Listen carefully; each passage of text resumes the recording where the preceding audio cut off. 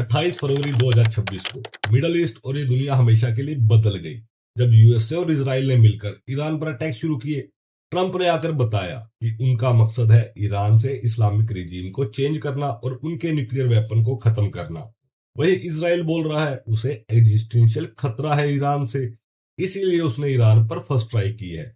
आज की इस वीडियो में मैं आपके साथ डिस्कस करूंगा कि इस वॉर की वजह से मिडल ईस्ट और बाकी वर्ल्ड में क्या क्या डिफरेंसेस आ सकते हैं।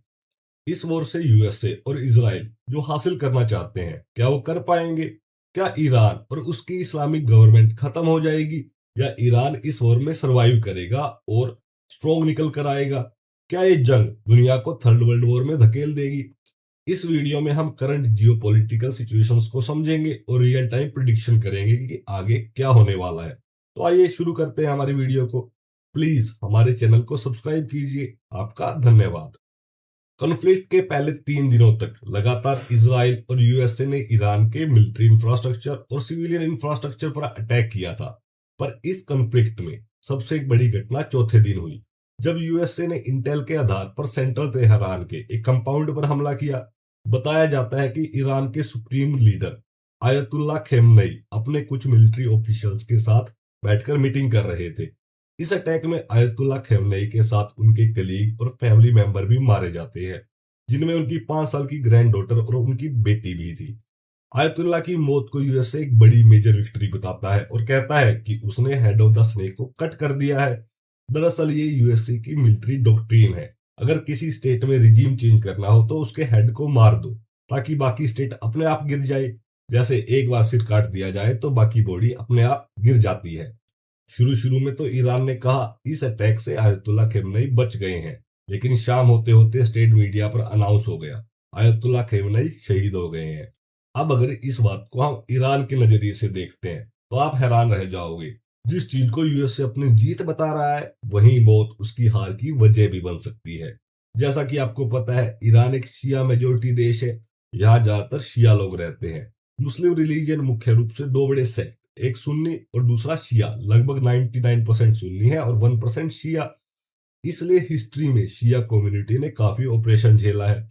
आपको पता है कि जो माइनॉरिटी ग्रुप होता है उसे अक्सर दबाया जाता है। इसी वजह से इनके यहाँ मार्टिडम का कॉन्सेप्ट बहुत सेक्रेड माना जाता है। अगर कोई रिलीजन के लिए जान दे देता है तो उसका स्टेटस बहुत ऊंचा हो जाता है, जैसा कि आयतुल्ला खेमनेई के केस में हुआ। जो यूएसए ने रिएक्शन सोचा था उसका बिल्कुल उल्टा हुआ।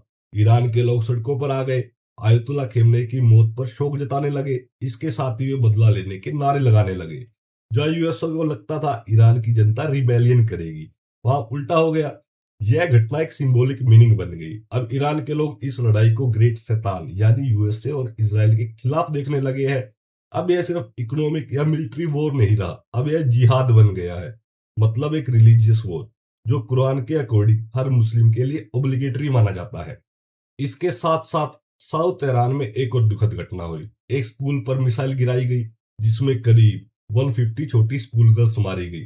लोकल रिपोर्ट्स के अकॉर्डिंग ये सब प्राइमरी स्कूल की बच्चियां थी। इस घटना को लेकर अब तक डिस्प्यूट है। ईरान बोल रहा है ये इजराइल ने किया है, वहीं इजराइल ने कहा कि ईरान की ही कोई मिसाइल स्कूल पर गिर गई।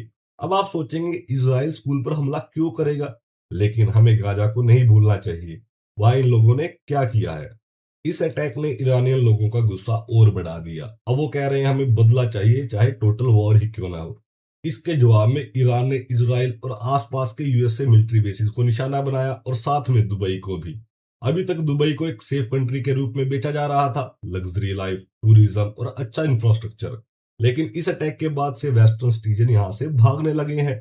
दुबई के एयरपोर्ट पर हमला हुआ जिसकी वजह से एयरपोर्ट बंद करना पड़ा। अब आप सोचेंगे कि ईरान को दुबई पर अटैक करने से क्या मिलेगा। दुबई जीसीसी का मेंबर है। जीसीसी यानी गल्फ कोऑपरेशन काउंसिल और यूएसए की इकोनॉमिक सुपीरियरिटी का एक बड़ा कारण भी है। पेट्रो डॉलर सिस्टम, अगर इस सिस्टम की कमर टूटती है तो यूएसए को भी बड़ा झटका लगेगा। अगर यह और लंबा चलता है तो लॉन्ग टर्म में दुबई की इकोनॉमी को भारी नुकसान हो सकता है या इन्वेस्टमेंट रुक सकती है, क्योंकि कोई भी ऐसी जगह इन्वेस्ट क्यों करेगा जहां कभी भी बम गिरने का खतरा हो। एक और कंट्री है बहरीन, जहां ईरान ने अटैक किया। इसमें भी एक इंटरेस्टिंग एंगल है। यह अमेरिका का 5th फ्लीट नेवल बेस है जो लगातार ईरान को निशाना बना रहा है। बहरीन में शिया और सुन्नी की पॉपुलेशन लगभग बराबर है, करीब 50-50%। लेकिन यहाँ रूल सुन्नी करते हैं। यहाँ के शिया भी बहुत गुस्से में है, क्योंकि आयतुल्ला खेमनई को सिर्फ ईरान का नहीं बल्कि दुनिया के शिया मुस्लिम्स का एक बड़ा रिलीजियस लीडर माना जाता है। जैसे अगर पोप पर हमला हो तो दुनिया के क्रिश्चियन नाराज तो होंगे ही। तो ईरान चाहता है कि यहाँ अटैक करके वो यहाँ के शिया को उकसाए और यहाँ एक एथनिक वार शुरू हो जाए, जो कि मुमकिन भी है। अगर ये वॉर लंबा चलता है तो बहरीन सबसे पहले गिर सकता है और दुबई भी बैंकक्रप्ट हो सकता है। इस वॉर में एक और बड़ा एंगल है स्ट्रेट ऑफ हॉर्मूज। यह लगभग 33 किलोमीटर चौड़ा एक नैरो वाटरवे है और दुनिया की लगभग 20% ऑयल सप्लाई यहीं से गुजरती है।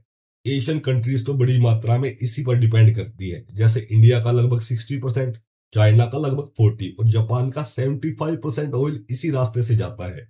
अगर ईरान इसे बंद करने में कामयाब हो गया तो एनर्जी शॉर्टेज की वजह से एशिया की इकोनॉमी में भारी हाहाकार मच सकता है। इंडिया और जापान जैसी इकोनॉमीज तक कोलैप्स हो सकती हैं, जो कि यूएसए के स्ट्रेटेजिक और टेक्टिकल पार्टनर भी हैं। यूएसए की जो इकोनॉमिक पावर है उसका एक बड़ा मेन पिलर है ये जीसीसी कंट्रीज। ये कंट्रीज दुनिया के बाकी देशों को ऑयल सिर्फ अमेरिकन डॉलर में ही एक्सपोर्ट करती है, जिससे यूएस डॉलर की ग्लोबल इंपॉर्टेंस बनी रहती है। ये जीसीसी कंट्रीज ज्यादातर ऑयल एक्सपोर्ट पर ही चलती है। ऑयल एक्सपोर्ट के बदले दूसरे देशों से फूड लेती हैं, क्योंकि इनके यहाँ ज्यादातर डेजर्ट और ऑयल फील्ड ही है। यहाँ वाटर रिसोर्सेज की बहुत कमी है, फर्टाइल लैंड भी बहुत कम है, इसलिए ये लोग 80% फूड बाहर से इंपोर्ट करते हैं। अगर स्टेट ऑफ हॉर्मूज बंद हो जाता है तो इनकी फूड सप्लाई भी डिस्टर्ब हो सकती है, और अगर खाना बंद हो गया तो आप समझ सकते हैं कोई भी देश कितने दिन तक सरवाइव करेगा। ये जीसीसी कंट्रीज सिर्फ ऑयल ही नहीं बेचती, बल्कि इन्होंने यूएसए मार्केट और स्टॉक मार्केट में बहुत बड़ा पैसा लगाया है। एनवीडिया, माइक्रोसॉफ्ट, गूगल जैसी कंपनीज में इनकी बड़ी बड़ी इन्वेस्टमेंट है। अगर इनकी इकोनॉमी को कुछ हुआ तो उसका सीधा इम्पैक्ट यूएस में इन्वेस्टमेंट पर पड़ेगा और मार्केट कोलैप्स तक हो सकता है। अगर इन जीसीसी कंट्रीज के सर्वाइवल पर खतरा आता है तो ये यूएसए के लिए एक डायरेक्ट थ्रेट होगा और इससे यूएसए के डिस्टेबलाइज होने के चांसेस भी बढ़ सकते हैं। इस वॉर में एक और इम्पोर्टेंट जियो फैक्टर है ईरान की लोकेशन। ईरान अपने आप में एक तरह का फोर्ट है, क्योंकि यहाँ चारों तरफ माउंटेन से घिरा है। वहीं जीसीसी कंट्रीज ज्यादातर फ्लैट लैंड और ओपन डेजर्ट में है, इसीलिए ईरान के लिए अपने ड्रोन बेसिस और मिसाइल लॉन्चर को छिपाना आसान है। माउंटेन्स के अंदर ईरान ने कई बंकर्स बना रखे हैं, जहां से वो लगातार बिना यूएसए सैटेलाइट की नजर में आए अटैक कर सकता है। वहीं जीसीसी कंट्रीज में military infrastructure, civilian infrastructure, oil field और डिसैलिनेशन प्लांट्स को लोकेट करना बहुत आसान है। ये डिसैलिनेशन प्लांट सी वाटर को फ्रेश वाटर में कन्वर्ट करते हैं और जीसीसी की लगभग 60% फ्रेश वाटर सप्लाई को पूरा करते हैं। यह मैप आपको मिडल ईस्ट के वाटर क्राइसिस के बारे में बताता है। अगर किसी देश का वाटर स्ट्रेस लेवल 100% है तो इसका मतलब है जितना फ्रेश वाटर उस देश के पास है उतना ही उसकी पॉपुलेशन यूज कर रही है। यानी यह परसेंटेज जितना कम होगा उस देश के लिए उतना ही अच्छा होगा।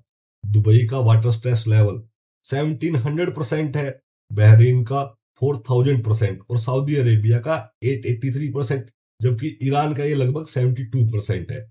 इससे आपको अंदाजा हो गया कि अगर इन जीसीसी कंट्रीज के डिसैलिनेशन प्लांट्स पर ईरान ने हमले किए तो इन देशों का क्या हाल होगा, क्योंकि इनके पास फ्रेश वाटर का कोई भी नेचुरल रिसोर्स नहीं है।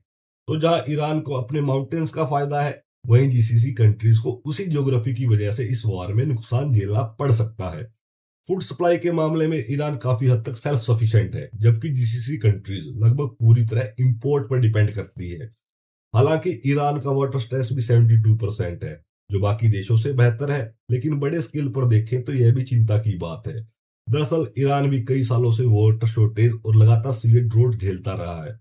ऐसे में अगर यूएसए और इजराइल उसके वाटर रिसोर्सेज, रिजर्वायर और डैम्स पर अटैक करे तो ईरान के लिए एक बड़ा खतरा हो सकता है।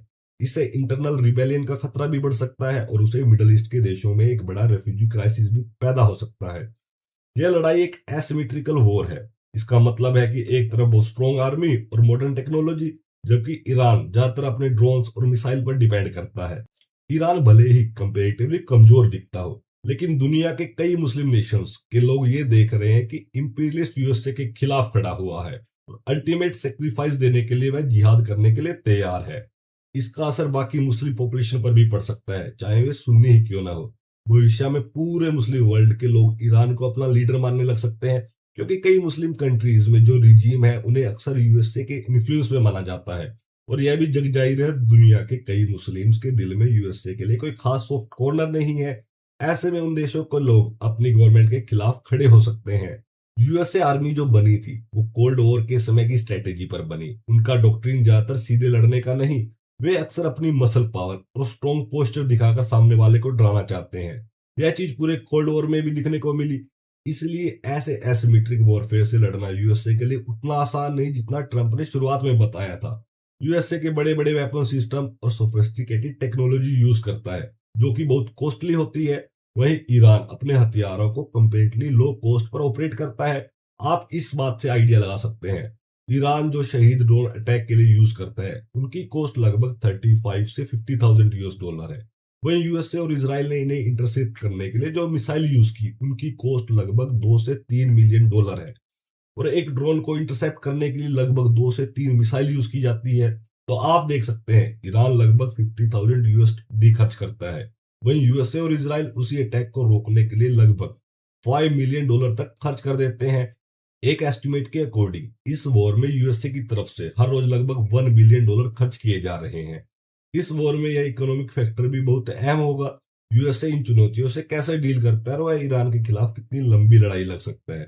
अभी तक की डेवलपमेंट से तो यही लगता है कि ईरान सरेंडर नहीं करेगा, जैसे कि ट्रंप ने डिमांड की है। अब ईरान में जो भी नया लीडर बनेगा उस पर यह प्रेशर होगा कि वह इस लड़ाई को फाइनल आउटकम तक पहुंचाए, चाहे उसके लिए ईरान को कितना भी नुकसान क्यों न झेलना पड़े। वहीं अगर यूएसए अपना मेन ऑब्जेक्टिव अचीव करना चाहता है यानी रिजीम चेंज, तो उसके पास बेसिकली दो ही ऑप्शन है। पहला ऑप्शन है यूएस सोल्जर ऑन ग्राउंड। इसके लिए ट्रंप ने अभी पूरी तरह मना नहीं किया, लेकिन यह कदम यूएसए के लिए डिवास्टेटिंग भी साबित हो सकता है। यूएसए को ऐसा एक्सपीरियंस पहले वियतनाम, अफगानिस्तान और इराक में हो चुका है। ट्रंप को भी यह डर है कि अगर अपने ऑब्जेक्टिव्स को अचीव करने के लिए उसने यह कदम उठाया तो खतरा बहुत ज्यादा बढ़ सकता है। दूसरा तरीका है जिसे यूएस अपना गोल अचीव कर सकता है, वह है ईरान के माइनॉरिटी ग्रुप्स को अपनी तरफ करना। जैसा कि आप मैप में देख सकते हैं, ईरान में कई अलग अलग एथनिक माइनॉरिटीज हैं, जबकि मेजोरिटी पर्शियन मुस्लिम की है जो तेहरान से रूल करते हैं। इन माइनॉरिटी ग्रुप्स की छोटी मोटी झड़पें पहले भी सेंट्रल गवर्नमेंट के साथ होती रही हैं। यूएसए इनका फायदा उठाकर इन ग्रुप्स को हथियार देकर रिबेलियन करवा सकता है, लेकिन इसके लिए यूएसए को काफी तैयारी करनी होगी। साथ ही यह भी देखना होगा क्या ये ग्रुप्स उस पर भरोसा करेंगे, क्योंकि जिन ग्रुप्स खासकर कुर्द्स ने इराक में यूएसए की हेल्प की थी आईएसआईएस के खिलाफ लड़ने में, बाद में यूएसए ने उन्हें तुर्की के खिलाफ लगभग अकेला छोड़ दिया था और उनकी कोई खास हेल्प नहीं की। इसलिए इन ग्रुप्स को फिर से यूएसए पर भरोसा करना थोड़ा मुश्किल हो सकता है। स्ट्रेट ऑफ हॉर्मुज की वजह से यूरोप की एनर्जी सिक्योरिटी भी खतरे में आ सकती है। इसी कारण फ्रांस, ब्रिटेन भी इस वॉर में शामिल हो सकते हैं। और अगर ये देश आए तो दूसरी तरफ से चाइना, रशिया की भी एंट्री हो सकती है। साथ ही अगर यूएसए का सारा ध्यान और रिसोर्सेज ईरान वार में लगने लगे तो यूक्रेन की मुश्किल बढ़ सकती है। उसकी वेपन सप्लाई पर असर पड़ सकता है जो कि रशिया के लिए फायदेमंद होगा। भले ही रशिया सीधे इस वॉर में ना आए, लेकिन वह ईरान की मदद वेपन देकर कर सकता है ताकि यूएसए को कमजोर किया जा सके। वही चाइना भी शायद इसी मौके का इंतजार कर रहा हो। उसे पता है कि एक न एक दिन यूएसए उसके खिलाफ भी खड़ा होगा, इसलिए वह ईरान की हेल्प करके यूएसए को कमजोर करने की कोशिश कर सकता है। और अगर यूएसए सोल्जर ईरान में ऑन फील्ड एंट्री करते हैं तो चाइना इस मौके का फायदा उठाकर ताइवान पर अटैक कर सकता है और उसे अपने कंट्रोल में लेने की कोशिश कर सकता है। चाइना कई सालों से ऐसे करने की कोशिश कर रहा है और यह मौका उसके लिए अच्छा साबित हो सकता है। अगर यूएसए ने यह लड़ाई बहुत लंबी चलाई तो उसके रिजल्ट बहुत घातक हो सकते हैं। वही ईरान चाहेगा कि यह लड़ाई लंबी चले ताकि वह यूएसए और इसराइल को एक सबक सिखा सके, जिससे भविष्य में यूएसए और इसराइल ईरान की तरफ देखने से पहले 100 बार सोचे। क्योंकि अब अगर ईरान में कोई नया लीडर आते ही सरेंडर कर दे या तुरंत नेगोशिएशन शुरू कर दे तो ईरान के लोग उसे माफ नहीं करेंगे। हो सकता है लोग सड़कों पर उतर आए और अपनी ही रिजीम के खिलाफ खड़े हो जाए। यह रिस्क ईरान की लीडरशिप अब शायद नहीं लेगी। तो आने वाले दिनों में देखना इंटरेस्टिंग होगा कि ऊंट किस करवट बैठता है। हम लगातार इस वॉर का रियल टाइम एनालिसिस करते रहेंगे। अगर आप भी अपने आप को अपडेट रखना चाहते हैं तो हमारे चैनल को सब्सक्राइब कीजिए। आपका धन्यवाद।